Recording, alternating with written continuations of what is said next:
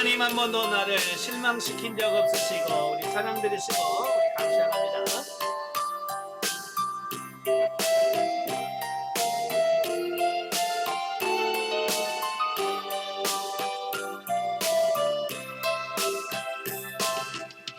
하나님 한 번도 나를 실망시킨 적 없으시고 언제나 공평과 은혜로 나를 지키셨네. 신실하신 주, 신실하신 주,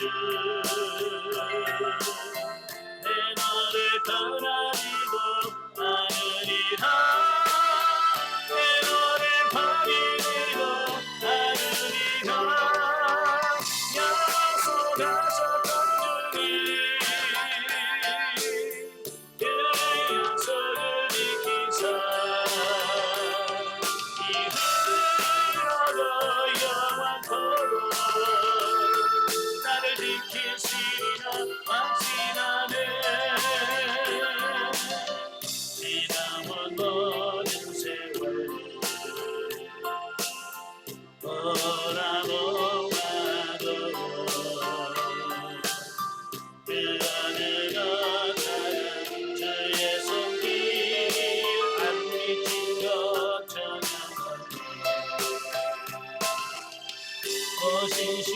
신실하신 주, 신실하신 주, 내 너를 떠나지도 않으리라. 내 너를 버리지도 않으리라. 약속하셨던 주님, 그 약속을 지키사 이후로도 영원토록 나를 지키시리라 확실하네. 아멘. 기도하겠습니다. 은혜로우신 아버지 감사합니다. 오늘도 우리를 사랑하셔서 귀한 시간을 허락하시고 수리자 과정을 통해서 마태복음을 같이 볼 수 있도록 은혜 주셔서 감사합니다. 오늘도 말씀을 통해서 우리 영혼이 새로워지게 하시고 새로운 각성이 일어나는 시간 될 수 있도록 성령님 도와주옵소서. 시종을 주님께 맡겨오며 예수님의 이름으로 감사하며 기도합나이다. 아멘. 이 시간은 마태복음 14장입니다. 마태복음 14장을 보면 세례 요한의 순교와 또 오병이어의 기적, 또 물 위를 걸으시는 이 사건에 대해서 세 가지로 말씀해 주시는데요. 자, 그 중에서 1절부터 12절은 세례 요한의 순교입니다. 자, 우리 성경 본문 읽어보죠. 마태복음 14장 1절부터 12절까지 같이 보겠습니다. 그때에 분봉왕 헤롯이 예수의 소문을 듣고 그 신하들에게 이르되 이는 세례 요한이라. 그가 죽은 자 가운데서 살아났으니 그러므로 이런 능력이 그 속에서 역사하는도다 하더라. 전에 헤롯이 그 동생 빌립의 아내 헤로디아의 일로 요한을 잡아 결박하여 옥에 가두었으니 이는 요한이 헤롯에게 말하되 당신이 그 여자를 차지한 것이 옳지 않다 하였습니다. 헤롯이 요한을 죽이려 하되 무리가 그를 선지자로 여김으로 그들을 두려워하더니 마침 헤롯의 생일이 되어 헤로디아의 딸이 연석 가운데서 춤을 추어 헤롯을 기쁘게 하니 헤롯이 맹세로 그에게 무엇이든지 달라는 대로 주겠다고 약속하거늘 그가 제 어머니의 시킴을 듣고 이르되 세례 요한의 머리를 소반에 얹어 여기서 내게 주소서 하니 왕이 근심하나 자기가 맹세한 것과 그 함께 앉은 사람들 때문에 주라 명하고 사람을 보내어 옥에서 요한의 목을 베어 그 머리를 소반에 얹어서 그 소녀에게 주니 그가 자기 어머니에게로 가져가니라. 요한의 제자들이 와서 시체를 가져다가 장사하고 가서 예수께 아뢰니라. 아멘. 자, 여기서 이제 우리가 이제 세례 요한이 어떻게 죽었는지에 대한 이제 순교에 대한 말씀을 하고 있거든요. 거기 보면 세례 요한이 투옥당한 원인이 뭘까? 예, 바로 헤롯 안디바거든요. 그때 당시 헤롯은 안디바라고 하는 이름을 가졌는데 자기 아내와 이혼을 하고 자기 동생인 헤롯 빌립의 부인이자 조카인 헤로디아와 결혼을 하자 이를 공개적으로 옳지 않다고 비난했기 때문이다라는 겁니다. 그러니까 세례 요한이 감옥에 간 이유가 뭐냐면 그때 당시 헤롯 안디바라는 사람이 있는데 바로 이 헤롯 안디바가 자기 부인하고 이혼합니다. 뭐 이혼할 수도 있겠죠. 그런데 왜 이혼하느냐? 자기 동생 헤롯 빌립이라고 하는 동생이 있는데 이 빌립하고 결혼한 사람이 누구냐면 조카 헤로디아예요. 헤로디아라고 하는 여인과 이 동생 빌립이 결혼을 했어요. 근데 그 헤로디아가 이뻤는지는 모르겠습니다만은 이 헤롯이 그 헤로디아와 결혼하고 싶은 거예요. 자기 말은 다시 말하면 자기 남동생의 아내예요. 예, 그래 조카이면서 아내, 그러니까 제수씨죠, 그죠? 예, 제수씨하고 결혼하기 위해서 자기 본부인하고 이혼을 해요. 그리고 이 자기 동생하고 이혼한 헤로디아하고 결혼을 하게 됩니다. 자, 그런데 문제는 뭐냐면 아무도 그에게 가서 그게 잘못됐습니다라고 이야기하는 사람이 없더라는 거예요. 사실 이거 쉽지 않지요. 왕한테 가가지고 당신이 왜 그렇게 했습니까? 라고 말할 사람 누가 있겠어요. 그죠? 그런데 바로 세례 요한이 용기를 내어서 그 왕한테 가가지고 그렇게 하면 안 됩니다. 그건 나쁜 짓입니다. 그렇게 하면 안 됩니다. 라고 정면으로 지적을 해주는 겁니다. 그때 당시 헤로디아가 문제거든요. 사실은 이 헤로디아가 문제인데 왜냐하면 이 헤로디아라고 하는 여인은 여자지만 이 정치적 야욕이 매우 강한 사람이에요. 그래서 자기 남편하고 자기 시아주버지죠. 예. 둘을 비교해 봤을 때 누가 더 성공할 수 있을까? 이걸 보니까 아무래도 자기 남편보다 이 시아주버지가 훨씬 더 남성답고 더 성장할 수 있는 가능성, 그죠? 성공할 수 있는 가능성이 큰 거예요.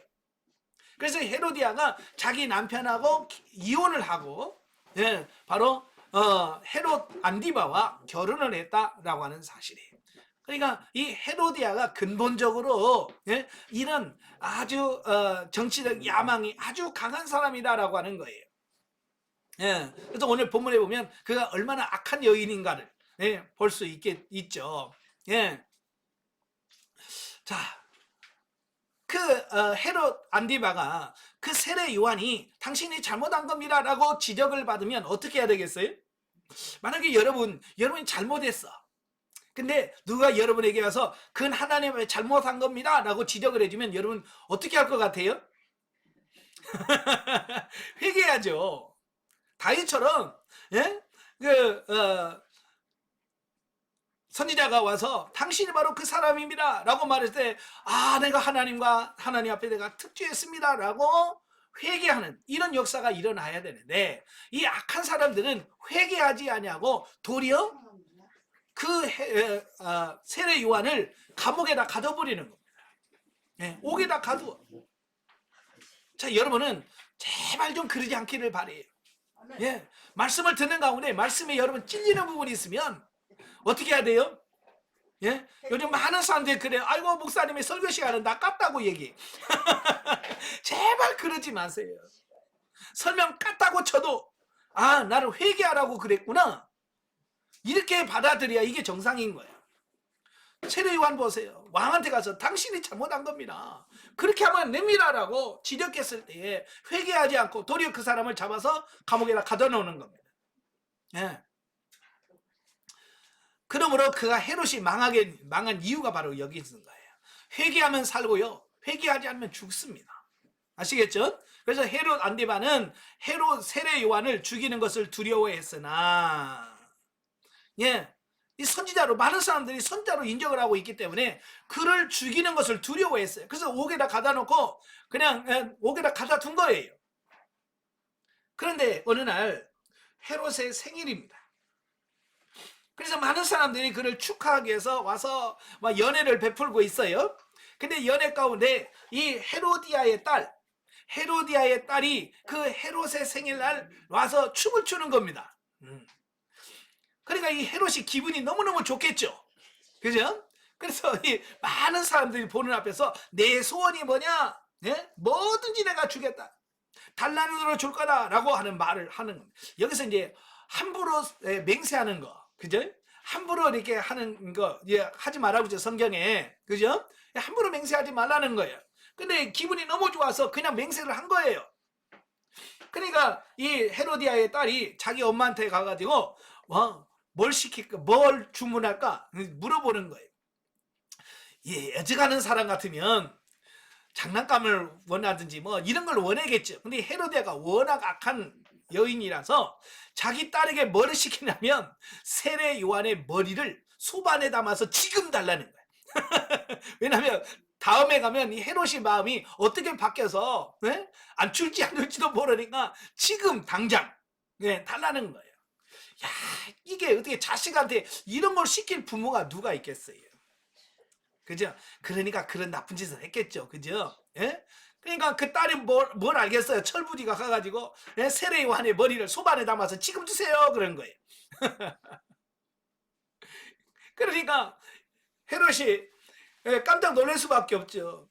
근데 그 많은 사람들 앞에서 약속을 했으니 안 지킬 수도 없고, 그래서 어쩔 수 없이 세례 요한을 목을 베서 소반에 담아서 그 소녀에게 주는, 자, 이런 부분들을 보게 됩니다. 자, 이는 하나님보다 주위 사람들의 이목을 더 두려워한 헤롯의 어리석음을 보여줄 뿐만 아니라, 우리가 정말 두려워할 건 누구예요? 하나님이잖아요. 그죠? 하나님을 가장 두려워해야 되는데 이 헤롯은 하나님보다 사람들의 눈치를 보는 거예요. 여러분도 마찬가지예요. 여러분 누구 눈치 봅니까? 여러분 눈치 제일 많이 보는 분이 누구예요? 신랑 눈치 보죠. 아내 눈치 보지요. 또 나이가 또 들면 또 자식들 눈치 보지요. 며느리 눈치 보지요. 여러분 보긴 해야 돼요. 그 눈치 없으면 안 돼요. 그렇지만 가장 두려워해야 될 분은 하나님이다. 하나님을 두려워해야 되는데 하나님이 아니라 다른 사람이나 이런 사람의 눈치 보니라고 하나님의 말씀을 어긴다면 그게 문제가 된다 그 말이에요. 아시겠죠? 그래서 하나님을 제일 두려워하셔야 돼. 세례 요한의 죽음은 그가 예수 그리스도의 오심을 준비한 선구자였다는 점에서 앞으로 다가올 예수 그리스도의 십자가의 고난과 죽음을 예고해주고 있다. 그래서 이 요한은 예수님의 앞길을 예비하러 온 사람이에요.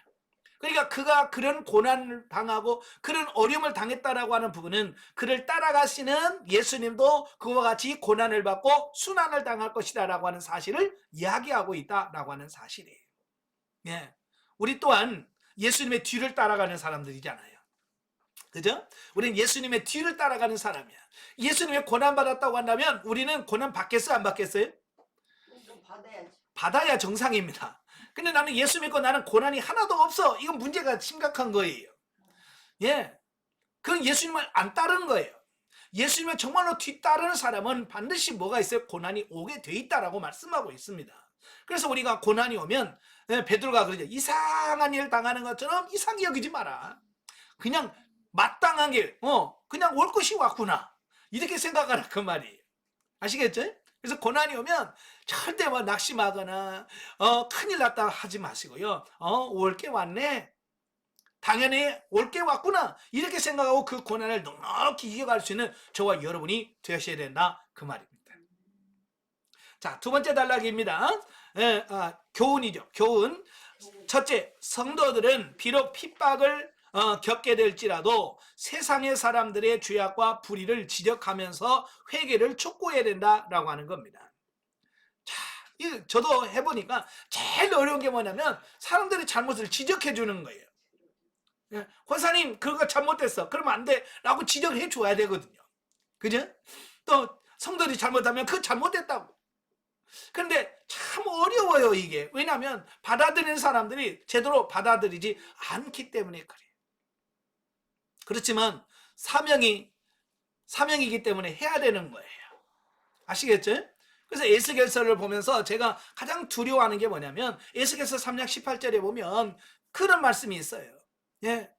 뭐라고 말씀하냐면 악인에게 가서 하나님이 그 악인에게 심판을 선고했을 때 가서 그 악인에게 그 말을 전하지 않으면 그 피값을 내게서 찾겠다라고 하는 사실이에요.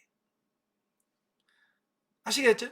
그래서 누가 악인의 죄를 보여주었을 때 하나님이 그렇게 가서 그 말을 전해서 그 사람이 말을 듣고 회개하면 그 사람도 구원을 받겠지만 회개하지 않으면 그 죄로 인해서 망한다 그 말이에요. 근데 문제는 뭐냐면 내가 안 전했기 때문에 그 사람이 망했다. 그건 피값을 나에게서 찾겠다.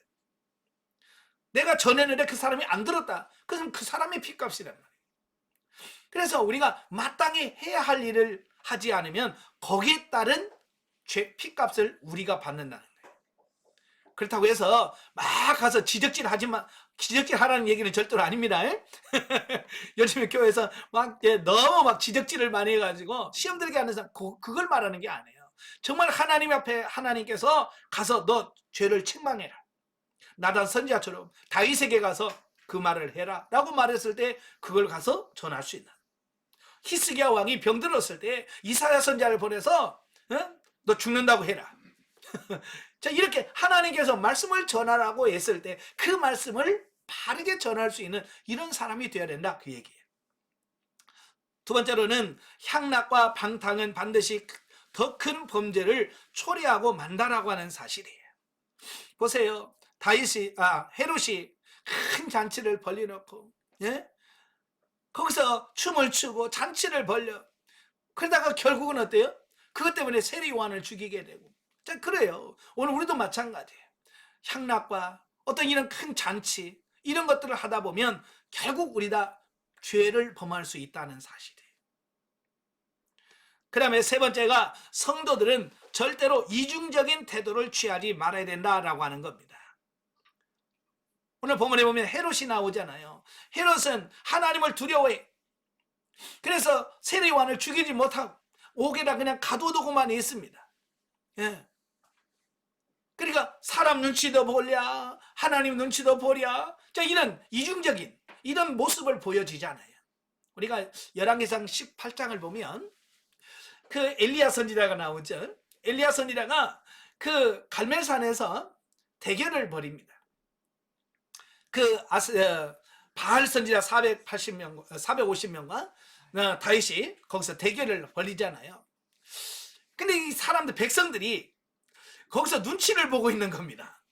여기가 유리하나 여기가 유리하나 왕이 유리하나 엘리야가 유리하나. 그래서 유리를 따져서 왔다 갔다 하면서 그러고 있는 거예요. 그때 엘리야 선지자가 그들을 향해서 외쳤던 말씀이 있어요.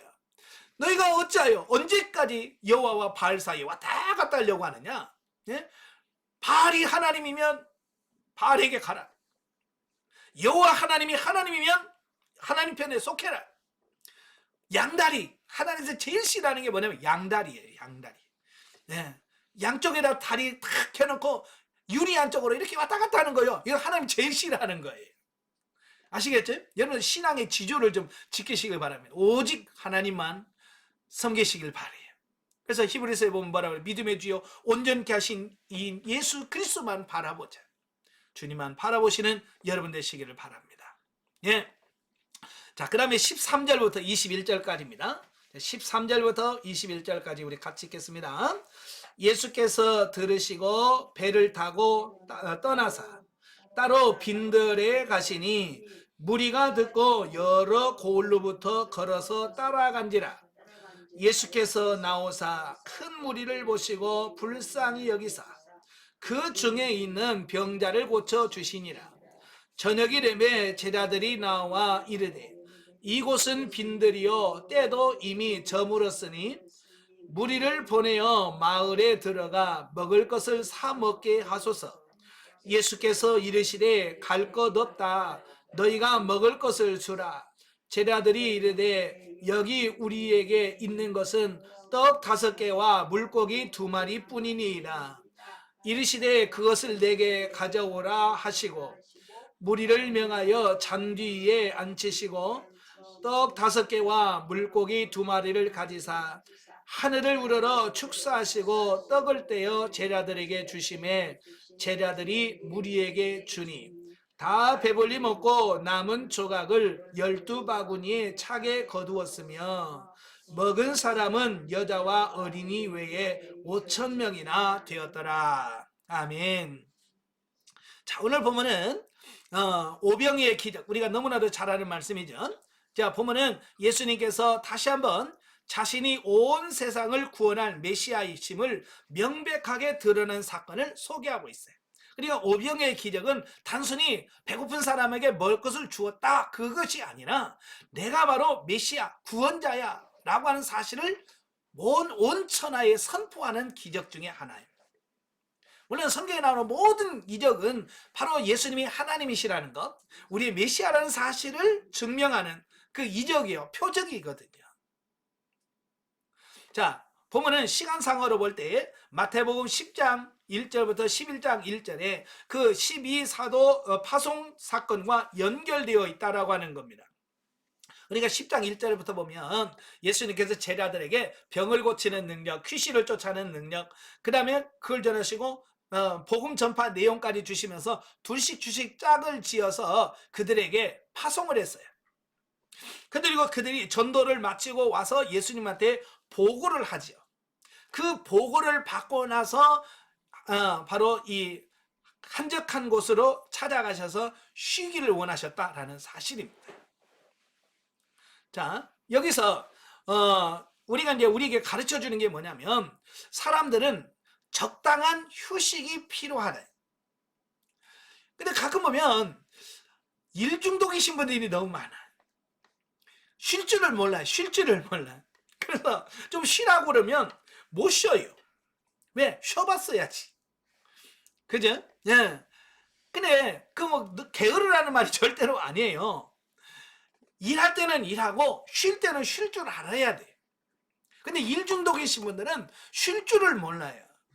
그래서 결국은 뭐냐면 여름에 넉다운이라고 하는 번아웃이라고 하는 이 번아웃이라는 말이 나오는데 그게 뭐냐면 일을 쉬지 않고 너무 하다 보니까 완전히 다운된 어떤 그런 상태를 가리킨다라는 사실이에요. 예. 그래서 오늘날도 영적인 번아웃된 사역자들과 성도들이 너무 많아요. 그래서 그들은 뭐라고 말하냐면 쉬고 싶어요. 이제 내려놓고 싶어요 라는 말을 한단 말이에요. 그래서 교회에서 집사님, 권사님 입에서 좀 쉬면 좋겠어요. 이제 나는 이거 좀 내려놓고 싶어요 라고 말하는 사람들은 거의가 다 뭐냐? 영적 번아웃 상태에 들어갔다라고 보시면 돼요. 저도 사실 그렇거든요. 막 일하다 보면 어느부터는 탁 퍼져가지고 야, 하기 싫다. 오늘은 좀 쉬었으면 좋겠다. 강의도 쉬었으면 좋겠다. 기도에도 쉬면 좋겠다라고 생각할 때가 있거든요. 그게 뭐냐면 그 상태가 뭐냐면 번아웃 상태예요. 거기서 더 지나치면 나중에는 영적으로 완전히 탈진 상태가 되어서 일어나지 못하는 그런 상태가 되어집니다. 오늘 제가 성도들을 만나고 상담을 하다 보면 이런 번아웃 상태에 있는 사람들이 너무 많은 거예요. 그래서 이 번아웃 상태에 빠진 사람은요, 아이고 집사님 좀 기도 좀 하세요. 그래도 아예 기도는 해야 되는데요, 기도가 안 돼요. 그래서 아예 기도를 하다 그래도 기도 자체를 안 해, 못해. 봉사 아예 그냥 봉사 얘기만 나와도 막 그냥 자지러져. 그냥 성경 읽으라고도 못 읽습니다. 아예 성경도 못 읽고 기도도 못하고 심지어 교회 가는 것 자체도 힘들어하는 상태가 됐다는 것은 이미 번아웃 상태예요. 예수님도 제자들에게 파송을 하고 전도를 하고 와서 그들을 데리고 나서 어디로 가냐면 한적한 곳으로 가셔요. 배를 타시고 빈들로 가셔. 빈들은 뭐야? 사람이 살지 않는 들이에요. 왜? 휴식하러. 쉬러 가신 거예요. 이건 오늘날 우리도 이걸 잘 배우셔야 돼요. 그래서 여러분도 열심히 일하세요. 일할 때는 열심히 일하시고 쉬어야 될 때는 충분히 휴식을 취해서 육적으로나 영적으로나 자기가 탈진되지 않도록 하셔야 된다, 그 말이에요. 아시겠죠? 그래서 오병이의 사건은 예수님께서 전도 여행에서 돌아온 12제자들의 전도 결과를 보고받고 그들에게 휴식을 제공하고 예, 그 가진 이유가 첫째가 뭐냐? 휴식을 취하도록. 그 다음에 그들을 훈련시키기 위해서 한적한 곳으로 옮긴 상황 가운데서 행해진 것이다 라고 하는 사실이에요. 여러분도 제발 너무 무리하지 마세요. 좀 쉬면서 하십시오. 제가 아는 권사님도 좀 쉬라고 그래도 쉴 줄을 몰라요. 네. 계속 열심히 일만 해. 낮이고 밤이고. 네. 그래서 쉬는 걸 죄의식이라고 할까요? 네. 한번 좀 잠깐 앉아서 쉬는 자체를 죄의식을 느낍니다. 내가 이렇게 쉬어서 되겠냐.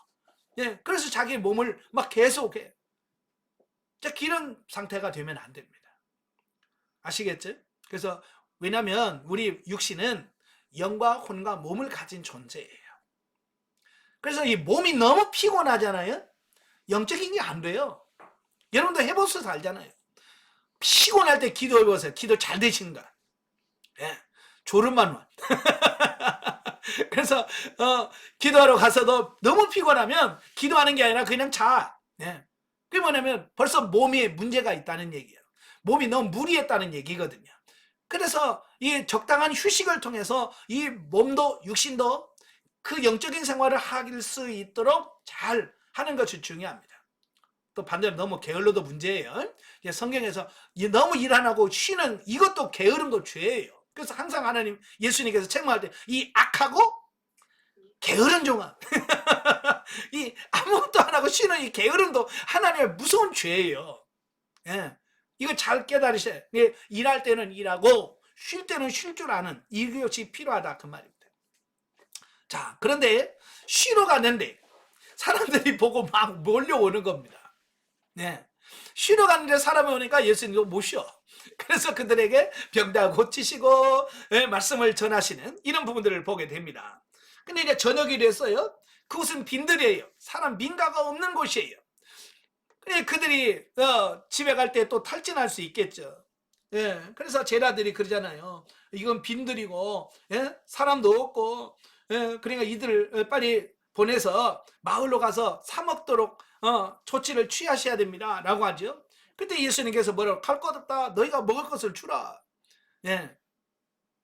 제자들이 무슨 능력으로 그걸 할 수 있겠습니까? 여기 본문에 안 나옵니다만 요한복음에 보면 빌립에게 그러죠. 야, 너희가 먹을 걸 주라. 이건 200데나리온의 떡을 사도 부족하겠는데요? 자, 그러는 거예요. 200데나리온이면 오늘날로 말하면 약 2천만 원 정도 해당되는 액수예요. 그 사람들이 워낙 사람이 많으니까 2천만 원의 빵을 사도 이들 배불리 못 먹겠습니다 라고 말할 만큼 사람이 많은 거예요. 예. 그러니까 안드레가 뭐라고 그래요? 주여, 이거 물고기 2마리 보리떡 5개가 있는데 이거 가지고 5,000명 뭐 되겠습니까? 라고 말합니다.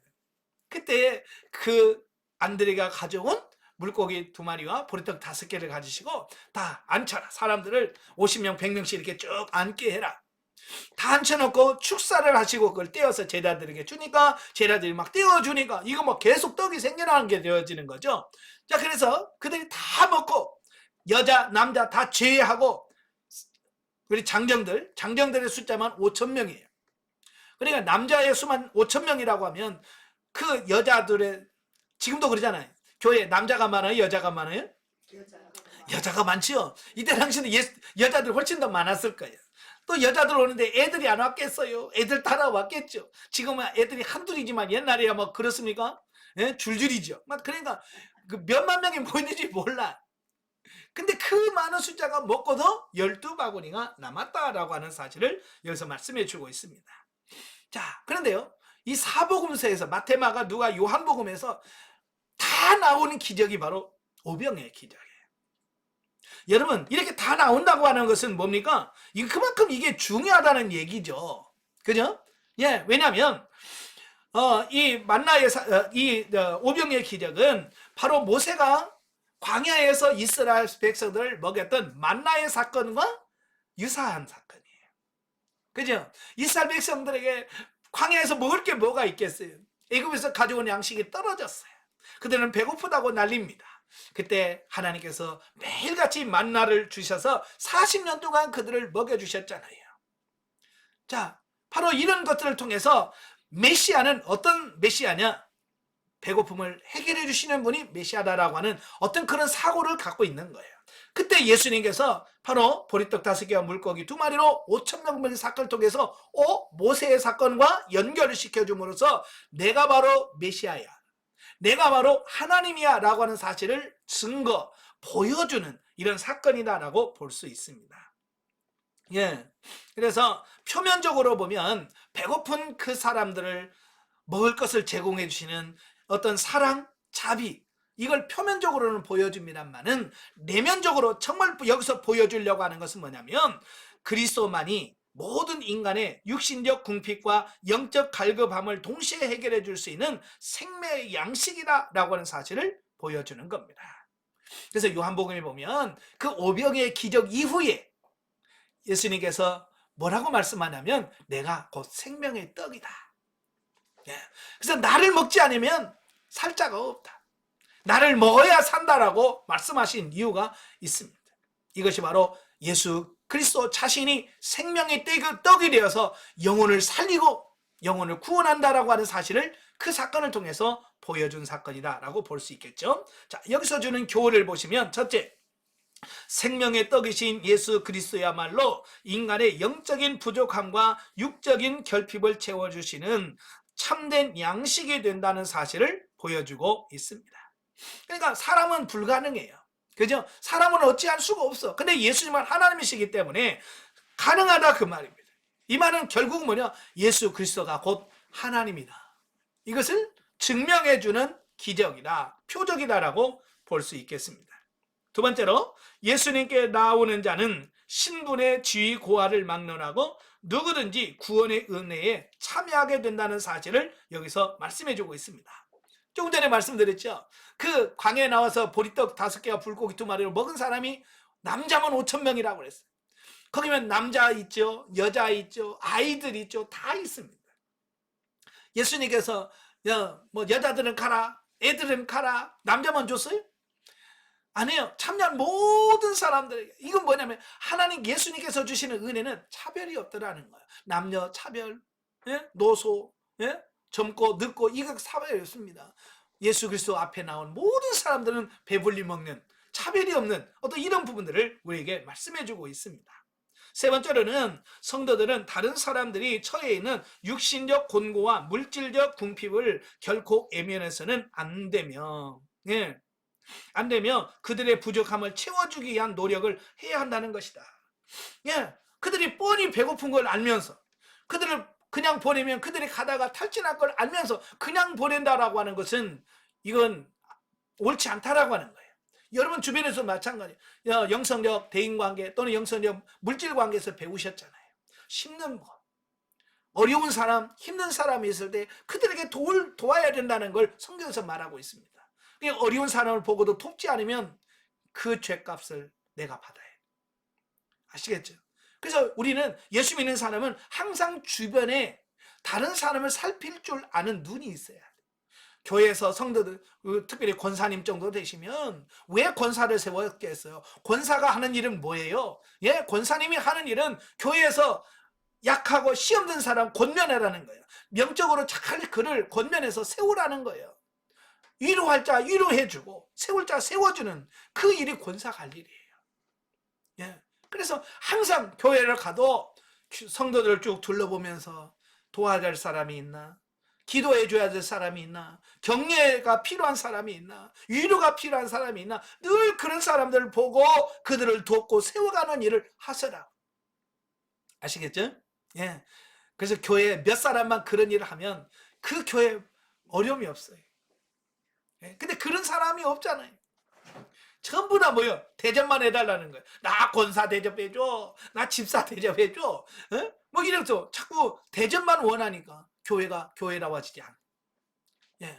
그래서 여러분 어려운 사람 항상 돕는 여러분 되시길 바랍니다. 네 번째로 하나님께서는 비록 우리의 부족하고 작은 것일지라도 당신께 드리기만 하면 그것을 통하여 놀랍고 풍성한 축복을 베푸신다는 것이다. 그죠? 이 오병이의 기록을 통해서 5,000명을 먹어. 근데 그 드려진 게 얼마냐? 안 들어가 그러잖아요. 여기 보리떡 5개와 물고기 2마리가 있는데 이 많은 사람에게 이게 뭐가 되겠습니까? 예, 왜냐면 한 사람의 도시락이에요. 한 사람 먹을 수 있는 도시락이에요. 그러니까 그 많은 사람에 비하면 그건 아무것도 아니잖아요. 그죠? 그럼에도 불구하고 그 작은 거지만 주님 앞에 드려졌을 때 기적이 나타나더라. 그래서 여러분도 마찬가지예요. 예, 뭐 큰 거 생각하지 말고 작은 거, 예, 작은 거라도 정말 여러분의 마음과 뜻과 정성을 모아서 드릴 줄 아는 이런 삶이 되셔야 된다. 그 말입니다. 자, 세 번째 단락입니다. 자, 14장 22절부터 36절까지입니다. 자, 마태복음 14장 22절부터 36절까지 우리 같이 한 목소리를 봉독합니다. 예수께서 즉시 제자들을 제쳐가사 자기가 무리를 보내는 동안에 배를 타고 앞서 건너편으로 가게 하시고 무리를 보내신 후에 기도하러 따로 산에 올라갔으니라. 저물매 거기 혼자 계시더니 배가 이미 육지에서 술이나 떠나서 바람이 거스름으로 물결로 말미암아 고난을 당하더라. 밤사경에 예수께서 바다 위로 걸어서 제자들에게 오시니 제자들이 그가 바다 위로 걸어오심을 보고 놀라 유령이라 하며 무수하여 소리를 지르거늘 예수께서 즉시 이르시되 안심하라 내니 두려워하지 말라. 베드로가 대답하여 이르되 주여 만일 주님이시거든 나를 명하사 물 위로 오라 하소서 하니 오라 하시니 베드로가 배에서 내려 물 위로 걸어서 예수께로 가되 바람을 보고 무서워 빠져가는지라 소리질러 이르되 주여 나를 구원하소서 하니 예수께서 즉시 손을 내밀어 그를 붙잡으시며 이르시되 믿음이 작은 자여 왜 의심하였느냐 하시고 배에 함께 오름에 바람이 그치는지라 배에 있는 사람들이 예수께 절하며 이르되 진실로 하나님의 아들이로소이다 하더라. 그들이 건너가 게네사렛 땅에 이르니 그곳 사람들이 예수이신 줄을 알고 그 근방에 두루 통지하여 모든 병든 자를 예수께 데리고 와서 다만 예수의 옷자락이라도 손을 대게 하시기를 간구하니 손을 대는 자는 다 나음을 얻으니라. 아멘. 자, 보면 이제 물 위를 걸으신 예수님에 대해서 말씀을 하셔요. 자, 보통 사람들은 물 위를 걸을 수 있어요, 없어요? 없어요. 이론적으로는 가능해요. 저도 이론은 알고 있어요. 물에 안 빠지고 갈 수 있는 방법 이론은 알고 있어요. 왼발을 물에 딛고요. 왼발 빠지기 전에 오른발 딛고요. 오른발 빠지기 전에 왼발 딛고 그래서 물에 빠지기 전에 막 하면 물 위로 걸을 수 있어요. 이론은 그래. 이론은 그런데 저도 해봤거든요. 안 돼요. 그냥 왼발 딛는 순간 푹 빠져요. 자, 여기서 예수님 물 위를 걸으셨다는 것은 우리와 똑같은 인간이 아니라 하나님이시라 이걸 보여주려고 하는 기적인 거죠. 그러니까 오병이의 기적 이후에 많은 사람들이 이제 본문에 안 나옵니다만 그 요한복음에 보면 예수님을 임금을 왕으로 세우려고 그랬어요. 왜냐하면 예수님을 왕으로 세우면 농사 안 해도 되잖아요. 일 안 해도 되잖아요. 맨날 보리떡 5개와 물고기 2마리 가지고 기도만 해주세요. 그러면 기도만 하면 먹을 것이 나오니까. 그래서 예수님을 왕으로 삼으려고 했어요. 그래서 예수님이 그걸 아시고 제자들을 막 재촉해서 빨리 건너가. 왜? 제자들도 거기서 같이 그래요 맞습니다 옳습니다 이러면 안 되잖아요. 그래서 서둘러서 제자들을 배를 태워서 건너편으로 가게 하셨어요. 그리고 예수님께서 나머지 사람들을 다 보내시고 혼자 남으셔서 기도하십니다. 자, 여기서 예수님께서 이제 그 밤새 기도하시는데 문제는 뭐냐면 그 배를 타고 건너간 제자들이 건너가다가 풍랑을 만난 거예요. 풍랑을 만나서 그 갈릴리 호수를 못 건너가고 밤새 거기서 풍랑 속에서 고통을 겪고 있는 이런 모습을 보게 돼요. 제가 이제 성지순례 가서 갈릴리에서 선상 예배를 2번 드렸어요. 한 번은 낮에 8년 전에 갔을 때는 낮에 드렸어요. 낮에는 그러니까 바람이 그렇게 별로 안 불더라고요. 바람 불긴 불어도 그렇게 뭐 세다는 못 느꼈는데 두 번째 갔을 때는 이제 저녁에 5시 넘어서 이제 배를 탔거든요. 5시 반? 5시 반 넘어서 이래 배를 탔는데요. 와, 바람이요. 상상 외로 세요. 이 바람이 막 세더라고요. 그래서 이제 선상 예배라고 해서 배를 타고 그 갈릴리 그 호수를 쭉 가다가 중간 정도에서 엔진을 꺼요. 엔진을 끄고 시동을 탁 끈 다음에 거기서 예배를 드려요. 근데요, 엔진을 끄니까 이 막 바람에 의해서 막 배가 그냥 막 슉 그냥 밀려나는 거예요. 예. 와, 그래서 야, 이거 바람이 보통 세는 게 아니구나. 지금은 엔진의 힘으로 가니까 바람이 어지간히 불어도 그냥 가요. 바람과 상관없이 그냥 가요. 그러나 옛날에는 그런 게 아니잖아요. 사람이 노루를 줬고 그다음에 돛을 달아서 바람을 받아서 그 바람의 힘으로 이 배들이 건너가는 그런 시대잖아요. 그러니까 이 바람이 부니까 이 배들이 꼼짝을 못하고 계속 밤새도록 그 갈릴리 바다 가운데서 고난을 겪고 있어요. 예. 그러니까 우리 이제 보통 이제 갈릴리 호수 그러면 우리나라에도 호수 많잖아요. 그죠? 예, 인공 호수도 많고 댐으로 막아놓은 호수도 있고. 그러니까 길은 멀어봐야 1, 2km. 그죠? 우리는 강이 요짝에서 요짝 가는데 한 길은 봐야 한 1km, 2km, 3km 되면 진짜 넓은 강이죠. 넓은 호수인데 거기는 그저 21km나 되거든요. 넓이가 21km가 넘어요. 그러니까 이 배가 건너가려면 21km를 가야 돼요. 그러니까 얼마나 많은 시간이 걸리겠어요. 그죠? 예, 그래서 그 가운데서 고난을 겪고 있을 때 예수님께서 그들을 친히 찾아오셨어요. 예, 그 바람과 바다를 잔잔케 하셨다라고 말씀해주고 있습니다. 이미 8장에서도 예수님께서 바람과 바다를 잔잔케 하신 사건이 나와요. 그래서 그때는 주무셨죠. 예수님께서 배 고물을 주무시다가 막 제자들이 우리 죽게 된 걸 왜 안 돌아봅니까? 그래서 깨웠어요. 그러니까 주님께서 바람과 바다를 꾸짖으시니 잔잔해지셨더라. 그랬죠? 똑같은 사건이 오늘은 예수님이 이번에 안 타셨지만 비슷한 사건인 거예요. 그래서 그들이 고난 당하는 것을 예수님께서는 뭐 하셨다? 보셨다는 거예요. 다 보시고 새벽에 그들을 찾아오셨다.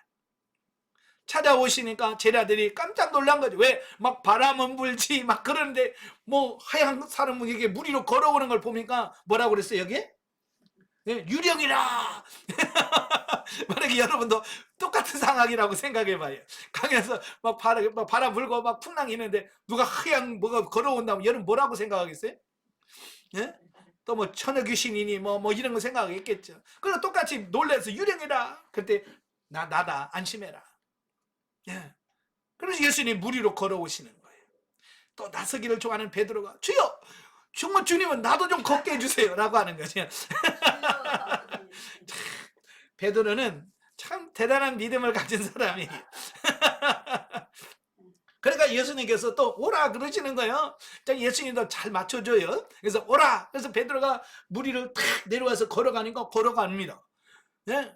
예수님을 바라보고 예수님 믿고 가니까 걸어갈 수 있었어요. 근데 문제는 뭐냐면 예수님만 바라보고 가야 되는데 여기 보니까 뭐라고 써요? 바람을 보고 무슨 막 바람이 휙 보니까 오 라고 예수님만 보고 환경을 바라보니까 빠져가는 데라. 자, 여기서 이제 우리가 예수를 바라봐야 되는데 예수를 바라보지 아니하고 환경을 바라보면 빠지다. 결국 이 과정을 통해서 예수님이 배 위에 올랐을 때 33절에서 그 사람들의 반응을 잘 보셔야 돼요. 33절에 보면 배에 있는 사람들이 예수께 절하며 이르되 진실로 하나님의 아들이로소이다. 예수님께서 이 물 위로 걸으신 이적을 베푸신 이유가 뭐냐면 뭐하는 사람들에게 예수님이 정말 하나님의 아들이셨구나 이걸 고백하도록 하기 위해서 이렇게 하셨다라고 하는 사실이에요. 아시겠죠? 따라서 보면은 예수 그리스도가 천지만물의 창조주이시며 통치자이실 뿐만 아니라 죄악에 빠진 모든 인류를 건져내실 구원자라는 사실을 부각시키고 있다라는 사실이에요. 예. 바로 예수님이 나는 인간이 아니야. 나는 하나님의 아들이야. 나는 창조주 하나님이야. 이 사실을 사람들에게 알리기 위해서 이 기적을 행하셨다라고 본다 그 말이에요. 예, 아시겠죠? 자, 자, 교훈을 보겠습니다. 첫째, 성도들은 언제 어떤 상황 가운데 처하게 될지라도 예수 그리스도께서 우리와 동행해 주시고 또한 그가 능히 우리를 도우신다는 사실을 잊지 말아야 된다. 우리는 어려움을 당하면 나는 혼자야, 아무도 없어 라는 생각을 갖게 돼요. 여러분 그런 생각 들어요, 안 들어요? 가끔 보면 나 혼자야, 아무도 나를 몰라줘 라는 생각을 갖고 있겠죠. 근데 그게 아니라 주님은 항상 우리와 함께 하시고 우리를 보고 계시더라는 사실이에요. 사실 제자들이 풍랑 가운데 고생할 때 예수님 모르신 게 아니라 이미 다 알고 보고 계셨어요. 출애굽기 3장에 보면 예수님께서 모세에게 야 가서 내 백성들을 구해내라 라고 말씀하면서 뭐라고 말하냐면 내가 그들의 고통을 보았다, 들었다, 내가 알고 있다. 이스라엘 사람들은 아무도 자기가 그렇게 고통을 겪고 있는 걸 모르는 줄 알았거든요. 근데 하나님은 다 보고 계셨고 알고 계셨고 듣고 계셨더라라고 말씀하고 있습니다. 여러분 혼자 아니에요. 예, 여러분 혼자 아닙니다. 하나님이 여러분과 늘 함께 하시고 동행하셔야 해요. 자, 두 번째로는 성도들은 오직 예수 그리스도만 바라보며 앞을 향해 나아가는 자세를 지녀야 된다라고 하는 겁니다. 베드로가 물 위에서 걸을 때 예수님만 바라보면 다 걸어갈 수 있었어요. 그러나 바람을 보고 두려웠을 때 빠져갑니다. 오늘 우리도 마찬가지. 환경을 바라보면 우리는 넘어질 수밖에 없습니다. 우리는 사람은 환경의 지배를 받거든요. 그죠? 예, 돈 없는 환경, 몸이 아픈 환경, 뭐 이런 환경들을 바라보면 우리는 낙심할 수밖에 없어요. 왜? 환경의 지배를 받기 때문에 그래요. 그래서 우리는 환경을 보지 말고 예수 그리스도만 바라보는 우리가 되어야 될 줄 압니다. 자, 영적이에 보죠. 유대인과 제자들은 예수님이 행하신 기적을 보고 그들을 정치적으로 구원해 줄 메시아로 오인하였다. 그러나 예수님은 신령한 것을 깨우쳐 주게 한 방편으로 기적을 보이셨다. 예. 다시 말하면 이 기적이라고 하는 것은 우리의 가치관을 바꾸도록 하시려고 하시는 그런 의도를 가지시고 행하는 게 뭐냐면 기적이에요. 예. 왜? 사람은 경험을 해야 바꿔지거든요. 이런 경험을 안 하면 안 바뀌어요. 예수님이 내가 하나님의 아들이야. 그래도 사람들은 안 믿어요. 그냥 늘상 하는 말인가 보다 그래. 근데 물 위를 딱 걸어오시니까 와 진실로 하나님의 아들로소이다 그러잖아요. 그죠? 근데 왜 예수님께서 자꾸 경험을 시켜주냐면 그 경험으로 진짜 고백을 하도록 만들려고 하는 거예요. 오늘날도 우리의 영혼을 구원하고 영적인 깨달음과 믿음을 주시기 위해서 육신의 문제를 해결해 주신다. 그러나 영적으로 미성숙한 자들은 당시 유대인과 제자들처럼 예수님의 사랑을 우리의 영적, 육적 필요를 충족해주는 수단으로 격화시키는 신앙의 수준에 머물러 있는 것을 보게 된다. 이게 문제죠. 예수님께서는 예수님께 이적을 베푸신 이유는 바로 우리를 영혼이 성장하고 변화되고 새로워지라고 기적을 행하는데 우리 사람들은 그걸 생각하지 않고 육신적인 당장의 필요만을 생각하면서 그것만을 추구하고 있는 우리의 모습을 본다 그 말이에요. 왜냐하면 어리기 때문에 그래요. 여러분 자식 키워봐서 아시잖아요. 애들이 어릴수록 부모의 마음을 이해해요, 못해요? 어릴수록 부모의 마음 이해 못합니다. 돈 없는 부모의 마음 이해 못해요. 그래서 뭐요? 그냥 배고프면 죽자 살자 달라는 거야. 예. 사고 싶으면 무조건 사달라는 거야. 뭐 돈이 있든지 없든 상관없어. 그래 조금 크면 성장을 하면 부모가 돈이 있는지 없는지 그거 살피고, 예? 이제 그러고 뭐 사달라고 하든지 그러잖아요. 예, 영적으로 똑같아요. 그래서 제가 늘 영적으로 성장해야 된다라고 말하는 이유가 그랬습니다. 물론 키가 커도 철 안 드는 인간들은 있어요. 그죠? 교회도 수십 년 신앙생활하면서 철이 없어서 아직도 예수님한테 돈 좀 주시면 어떡한, 뭐 돈 주시면 안 될까요? 뭐 집 한 채 주시면 안 될까요? 맨날 그 육신적인 거 구하고 있다고 말이에요. 이건 철딱서니가 없는 거예요. 영적으로 철이 들으셔야 돼요. 하나님이 우리에게 영육간의 은혜를 체험케 하시는 것은 순종함으로 진리로 사는 기쁨을 알고 하나님과 동행하며 그의 뜻을 행하는 신령한 희락을 누리게 하기 위함이다. 하나님께서는 우리로 하여금 영적인 삶을 살아가고 정말 진정한 기쁨과 평안을 누리도록 하시기 위해서 우리를 이끌고 가신다라는 사실입니다. 예. 자, 결론으로 계시발전서적 성경 이해를 같이 보도록 하겠습니다. 자, 오늘 이제 같이 살펴볼 게 뭐냐면 이적이라고, 이적. 다른 말로 기적. 이적이나 기적이나 같은 말인데요. 자, 거기 보시면 이적, 기적은 히브리어로는 욥이라고 말합니다. 욥이라고 말하는데 표적, 징조라고 하는 말이고요. 헬라어로서는 세메이온. 예, 세메이온은 표적이라고 하고요. 테라스는 징조 또는 이적을 말할 때 테라스라는 단어를 사용하게 됩니다. 자, 이적이 뭐냐 그러면 이적이라고 하는 게 뭐냐면 초자연적인 사건이 자연계에 들어오는 것을 뜻한다.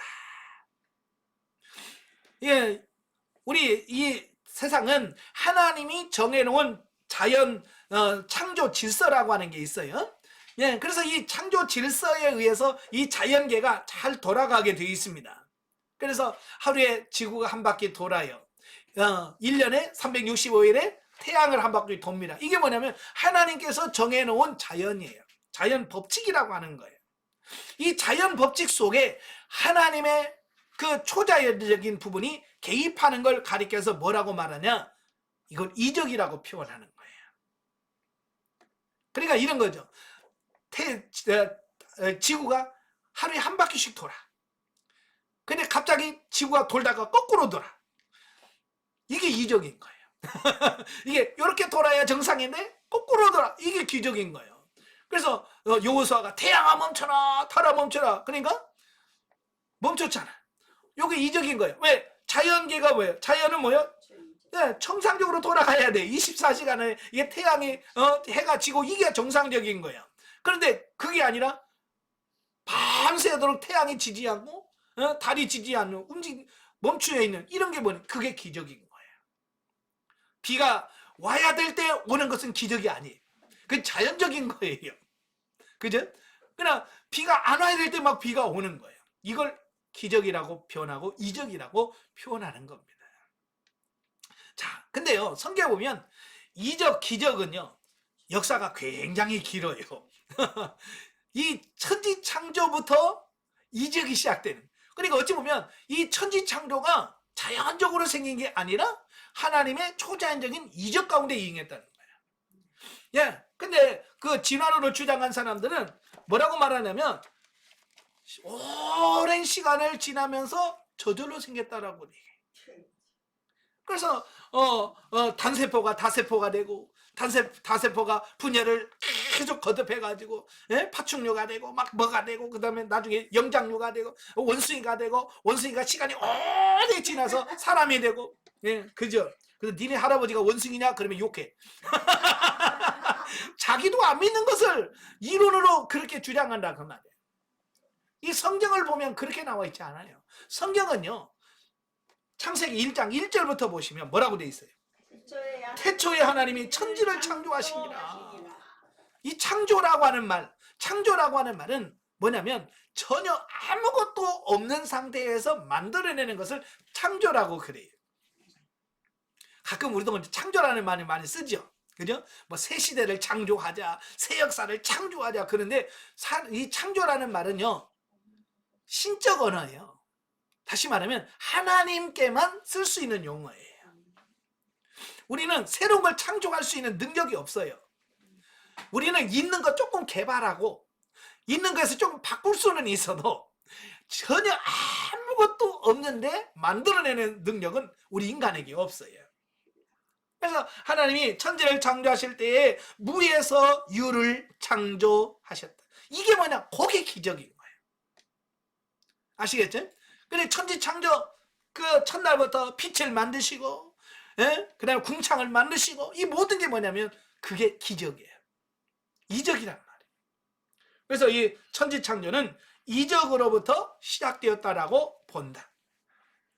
자, 그 다음에 출애굽기 4장 2절부터 4절까지 보면 이래 하나님께서 모세를 부르시죠.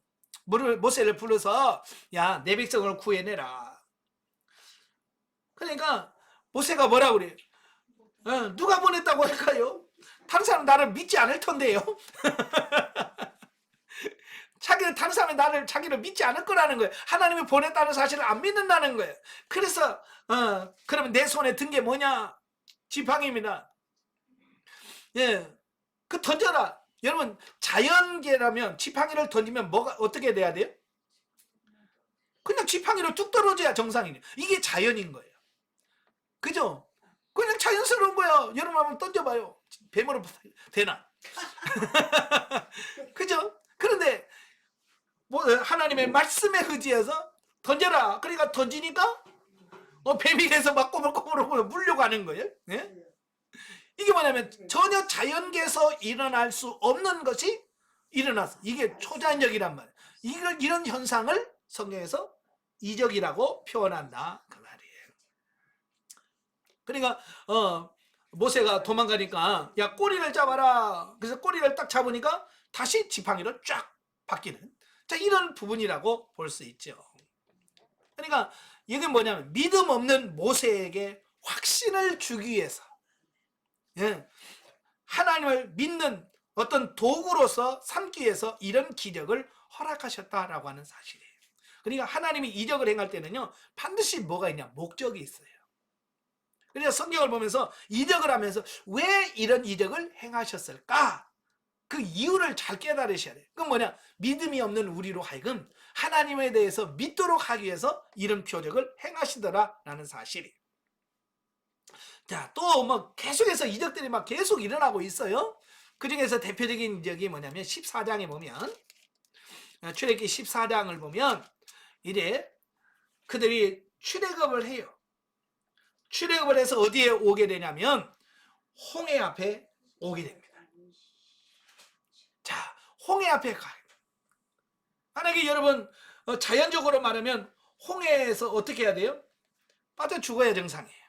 그죠? 못 건너가. 근데 하나님께서 뭐라고 말씀하냐면 모세에게 손을 내밀라. 예, 손을 내밀어라.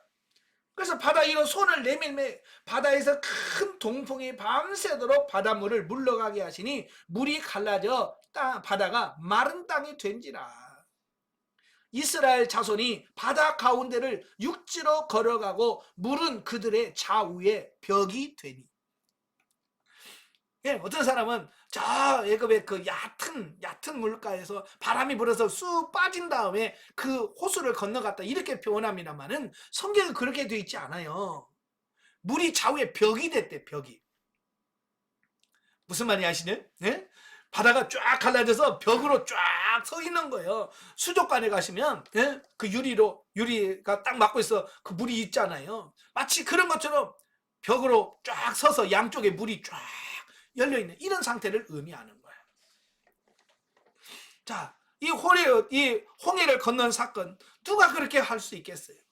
근데 하나님께서 이 사건을 일으키신 이유가 뭐냐? 영적으로 보면 홍해를 건넜다는 사실은 중생, 거듭남을 의미한다 그랬어요. 사도 바울은 이걸 뭐라고 표현했냐면 너희 열조가 바다를 지남으로 세례를 받았다. 물 세례를 받았다라고 표현하고 있습니다. 하나님께서는 이런 기적, 홍해를 건너는 기적을 통해서 그들이 물 세례를 받았다라고 하는 사실을 증거하는 하나님의 능력과 이것을 경험케 하는 이런 사건이었다라고 하는 거예요. 그 다음에 사무엘상 12장. 사무엘상 12장에 보면 사무엘 선지자가 이스라엘 백성들을 모아놓고 그들에게 설교하는 마지막 고별 설교하는 내용이 나옵니다. 이제 16절부터 17절에 보면 그 이스라엘 백성들이 하나님은 안 믿는 거예요. 하나님의 능력을 안 믿는 거예요. 그러니까 그들에게 뭐라고 그래요? 너희는 가만히 있어서 여호와께서 너희 목전에서 행하시는 이 큰 일을 보라. 오늘은 밀 베는 때가 아니냐. 내가 여호와께 아뢰리니 여호와께서 우레와 비를 보내사 너희가 왕을 구한 일 곧 여호와의 목전에서 범한 죄악이 큼을 너희에게 밝히 알게 하시리라. 이에 사무엘이 여호와께 아뢰매 여호와께서 그날에 우레와 비를 보내시니 모든 백성이 여호와와 사무엘을 크게 두려워하니라. 자, 이스라엘은요 이 계절이 딱 건기와 우기철로 나뉘어요. 그래서 이 건기 때는 비 한 방울이 안 옵니다. 예, 이 건기 때는 비 한 방울이 안 와. 우기철만 비가 와요. 그러니까 이 건기철, 특별히 이거 보리벨 때, 밀벨 때라고 나와 있잖아요. 이때는 건기철이에요. 비가 안 옵니다. 예. 그런데 하나님께 기도하니까 비가 안 와야 될 건기 때에 비가 임함으로 살아계신 하나님이 역사가 그들에게 친히 나타나시는 이런 부분들을 보게 되어지죠. 예. 자, 이렇게 자연 현상이 아닌 특별한 하나님의 역사가 개입하는 걸 이걸 뭐라고 말하냐? 이걸 기적이다, 이적이다라고 표현을 하고 있습니다. 그래서 자, 구약에서 기적이 일어나죠. 자, 구약에서 기적이 일어납니다. 예, 보통 자연계에서 많이 일어납니다. 그죠? 그래서 창조 사역은 기적입니다. 그죠? 그 다음에 지팡이, 홍해 건너는 사건들, 이런 모든 부분들에서 나타나게 되어지는데, 이 이유가 뭐냐? 예, 바로 하나님의 존재.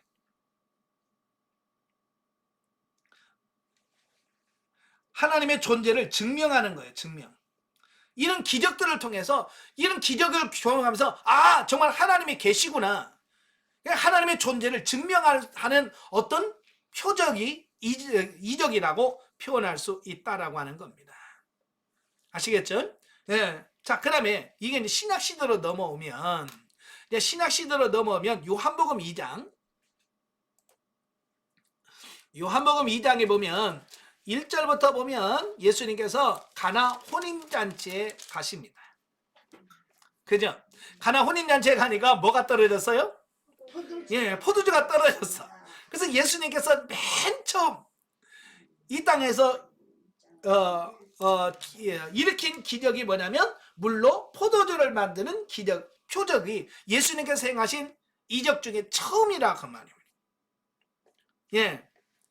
자, 여기서 저도 이제 늘 고민했던 게 뭐냐면, 아니 그런 기적들을 예수님께서는 처음에 행하실 때 좀 센 걸로, 그죠? 센 걸로 하지 왜 굳이 그 물 가지고 포도주를 만들었을까? 자, 이런 의문을 갖는 거예요. 그죠? 그건 아무나 뭐 별로 힘들지 않은 것처럼 생각되잖아요. 물론 포도주 만드는 거 뭐 그게 만들 수 있겠지라고 생각한다 그 말이에요. 근데 왜 예수님께서는 그걸 굳이 물로 포도주 만드는 이적을 처음에 행하셨을까라고 하는 부분이에요. 그건 유대인들의 믿음과 관련이 있어요.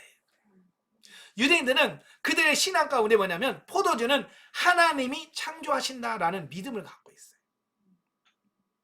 그래서 하나님이 이 포도주를 창조하셔 라고 하는 그런 믿음을 갖고 있다 그 말이에요. 다시 말하면 포도주를 만드시는 분은 하나님이다, 그런 뜻이 되는 거예요. 이해가 되시죠?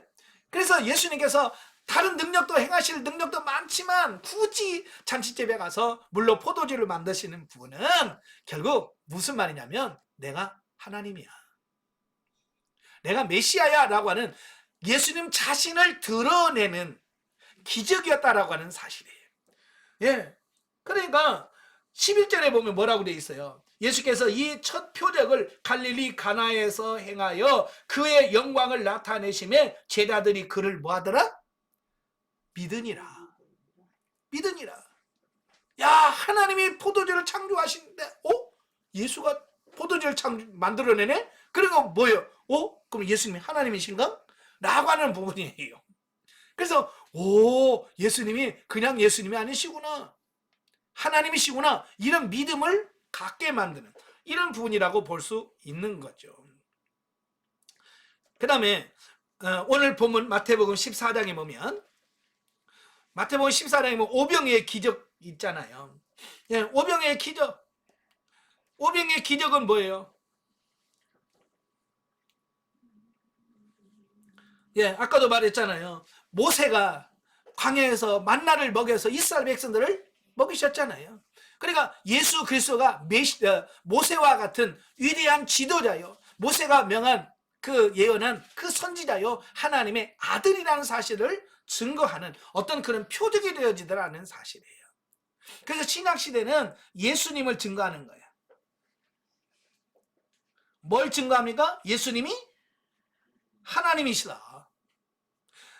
예수님이 메시아다. 이걸 증명하는 것이 뭐냐? 이적과 기적이 신약시대 예수님 당시에는 이적과 기적들이 전부 다 예수 자신이 내가 하나님이야, 내가 메시아라는 사실을 증거하는 수단인 구약시대는 하나님의 존재, 하나님이 실제로 계하시고 창조하셨다는 사실을 말씀해주는 부분이고요. 신약시대 오면 예수님의 거기서 증거가 되어지는 겁니다. 자, 그러면서 마태복음 12장 28절.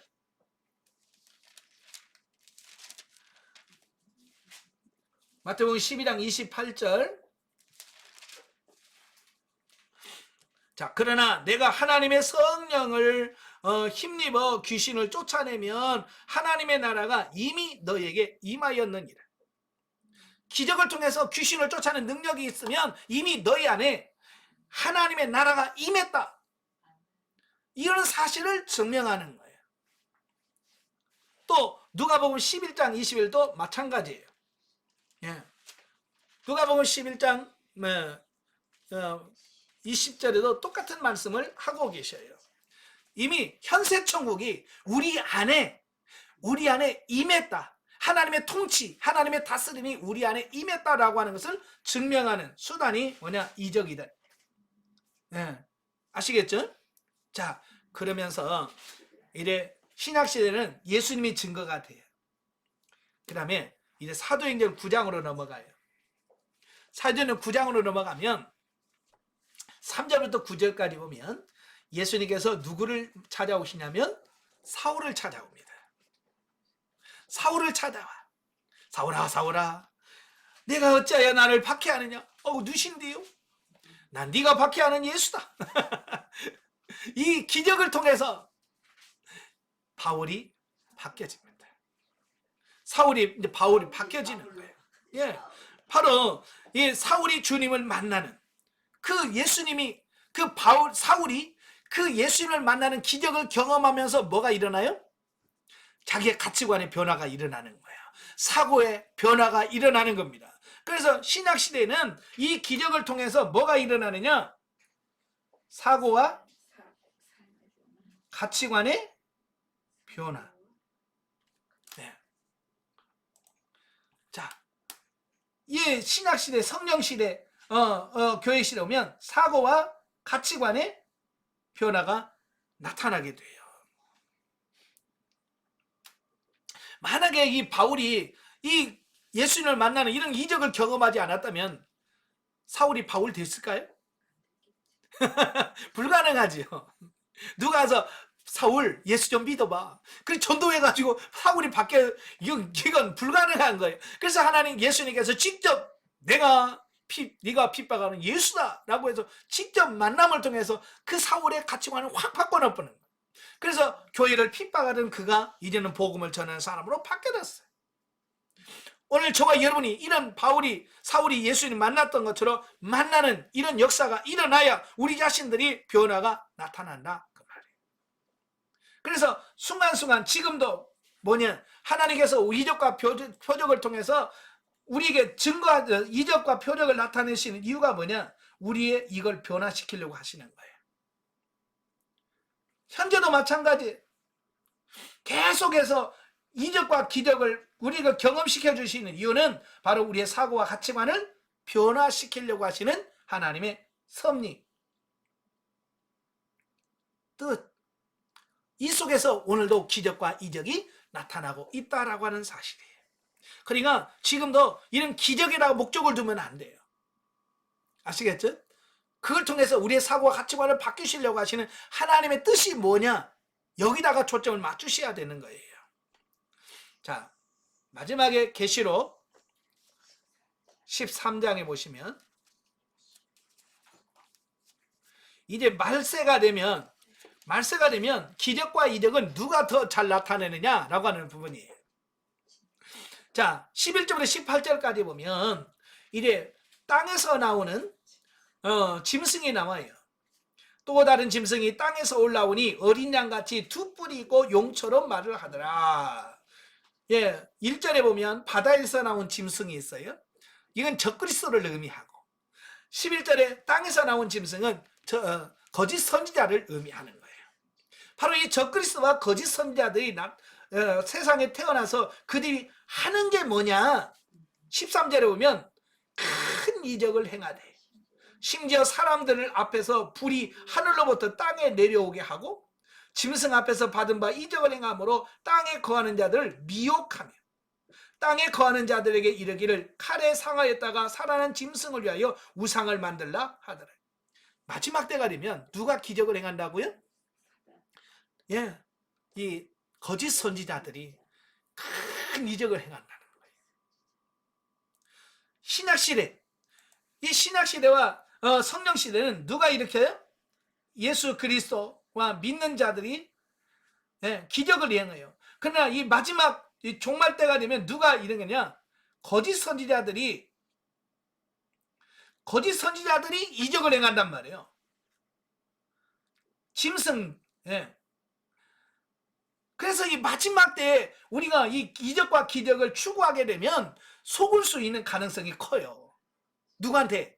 거짓 선지자들한테 속을 가능성이 크다 그 말이에요. 예. 그래서 오늘날은 이 분별을 잘 하셔야 돼. 자, 그 밑에 결론을 보면, 자, 성경의 역사에서 이적이 없었던 시절은 없었다. 계속 이적은 창세기 1장부터 계시록까지 이적은 계속 있어요. 인류의 역사와 함께 이적은 계속되어 왔다. 구약의 기적은 하나님의 존재를 나타내는 차원에서의 이적이 대부분이에요. 하나님이 계신다, 하나님이다, 하나님이 역사하신다, 이걸 보여주는 차원에서의 이적이고요. 그 다음에 신약시대는 이때는 하나님의 나라가 임하였음과 예수님의 신적 권위를 나타내는 이적이 대부분이에요. 그래서 기적을 보면 예수님이 하나님이셨구나, 예수님 메시아였구나, 이걸 나타내는 것이 신약시대의 이적의 목적이었어요. 대부분이죠. 그 다음에 사도행전 이후에는 사람의 변화를 일으키기 위한 이적이 대부분이다.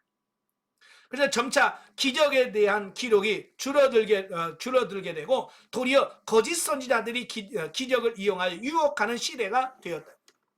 지금 시대로 보면 그래요. 정통적인 정상적인 교회에서 이적보다 비정상적인 거짓 종교에서 이적들이 더 많이 나타나고 있는 오늘의 현실이에요. 그 다음에 마지막 시대가 되면 이거 사단들이 주로 이적과 기적이라고 하는 것을 이용해서 사람들을 미혹하게 된다라고 말씀해주고 있습니다. 그래서 기적을 추구하는 신앙생활보다는 말씀 안에서 내 자신이 변화되고 영적인 성장과 성숙에다가 초점을 맞추는 그런 신앙생활이 되어야 된다. 아멘. 이 마지막 때가 되면 이적과 기적에다가 초점을 두면 우리도 미혹될 수밖에 없다는 얘기를 하고 있는 거예요. 이것이 오늘날의 중요한 부분입니다. 그래서 오늘날의 기적은 뭐 자연계에서 뭐 태양이 멈추고 막 이런 게 기적이 아니라 바로 우리의 영혼이 거듭나고 내 거듭난 영혼이 성장하고 성숙해 가고 내 사고와 가치관이 변화가 돼서 예수님을 닮아가는 이 자체가 뭐냐, 이게 기적이에요. 여러분 삶 속에 지금 기적이 나타나고 있어요. 근데 우리는 그걸 기적이라고 믿어야 안 믿어요? 에이, 여러분 사랑하는 영혼이 거듭나는 거예요. 요거 아무나 못해요. 이건 기적이에요. 우리가 영성을 역정해서 변화된다는 거, 이것도 기적입니다. 요게 진짜 기적이에요. 예, 아시겠죠? 그래서 오늘 이 시대는 초자연적인 어떤 이적과 기적이 목표가 되면 안 돼. 오늘도 가서 뭐 죽은 사람 살아나고 여기다 막 초점 맞죠? 그런 데 쫓아다녀봐요. 나중에 보면 그 뒤에 역사하는 영이 거짓 영이라는 사실을 발견하게 돼요. 예. 요즘에도 뭐요? 그 이단들이 보면 항상 뭐가 나타나? 이적들이 나타난다 그러잖아요. 예. 잘못된 교단에 그런데 보면 다 뭐요? 기적과 기적을 초점을 맞추고 거기다가 신앙생활을 하고 있는 거예요. 그래서 오늘 이 시대는 눈에 보이는 이적과 표적, 초자연적인 이런 현상을 추구하지 말고 내 영이 거듭나고 변화되고 성장하고 성숙하고 이게 가장 큰 이적이다. 아멘. 영 안에서 일어난 기적이 진짜 이적이다라고 하는 사실을 기억하시고 거기를 목표를 두고 열심히 달려가시는 여러분 되시기를 바랍니다. 기도하겠습니다. 은혜로우신 아버지 감사합니다. 하나님께서 구약시대에 하나님의 존재를 나타나기 위해서 이적을 행하셨고 신약시대는 예수님 자신이 하나님이심을 드러내는 이런 이적이었습니다. 그러나 오늘날에는 우리의 사고와 가치관을 바꿔서 정말 영 중심의 삶을 살도록 하기 위해서 하나님이 우리 안에서 이적을 행하시는 줄로 믿습니다. 또 마지막 때에 아버님 이런 기적들을 통해서 우리를 미혹하고 있습니다. 이와 같은 데 정신을 바짝 차려서 우리가 넘어지지 않게 하시고 미혹되지 않고 오직 우리 영 안에서 일어나는 이적을 바라보면서 그 주님을 닮아가는 일에 초점을 맞추는 우리가 되어지게 하옵소서. 예수님의 이름으로 감사하며 기도합나이다. 아멘. 하나님 기도드립니다.